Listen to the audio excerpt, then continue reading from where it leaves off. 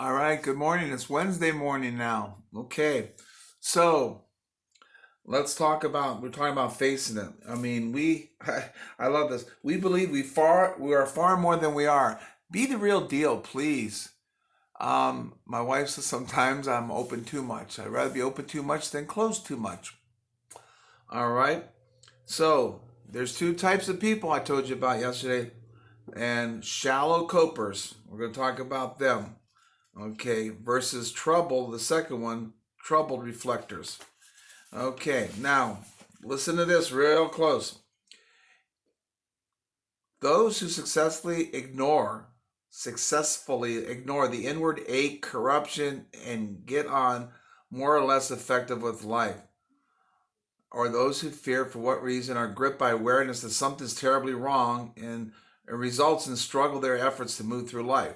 So one totally ignores it, and the other knows it but struggles to say I can do it. Remember I said I can, like the engine that said I can. So here's my ick and act. Okay, if you don't know it, if you haven't heard my analogies, let me know too about ick makes you sick, insufficient care, stress goes on in a person's life, it comes way up there, and there's a gap, and they're wondering why they're not getting better. Act, adequate care, puts you back on track. Ick is SICK. Act, put you back on track. So ick, ignore and cover up. Ignore and cover up. You'll not know God's power. In fact, if you're a Christian, you'll know less of God's power. Number two, but here's the key. Act, be aware of your problems, confront them equals knowing God's power. Confront them with God's power. Act will put you back on track. So who are you? Do you just, and I doubt it because you're all great Christian people, and I know we all have things in our life that we can do better. Do you ignore the ache and corruption that's going on? I know there's a lot out there, you mighty warriors, that are facing it, like number two, and you're moving along with God's power. But when people are struggling, saying, how is God helping you? What scriptures are you holding on to? Bring God into the picture, not your advice, God's advice, okay? It's a very good point. So don't let them, dip. And that's what the number two does.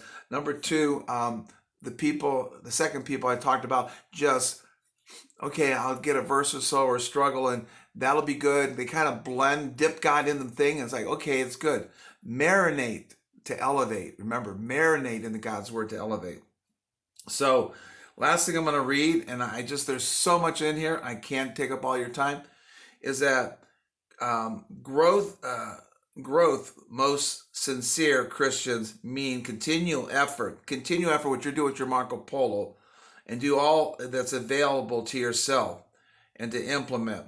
Seek the fuller experience of God's Spirit, which I talked about.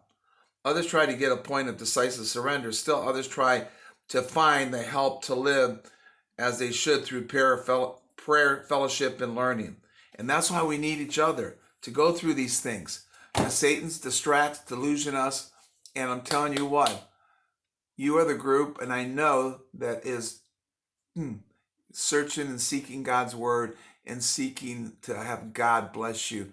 Remember, Spirit this week, reveal things that we stuffed under, that we suppressed. Be honest and open. Doesn't mean with me, it could be with anybody else. But if you ever want to share with me, I never share with anybody else what's going on. So remember, okay? I love it. I love it. Oops. No, I'll say that for tomorrow. We'll do another one tomorrow. God bless you. Armor up, to stand up, to show up, to speak up, because you're worth it.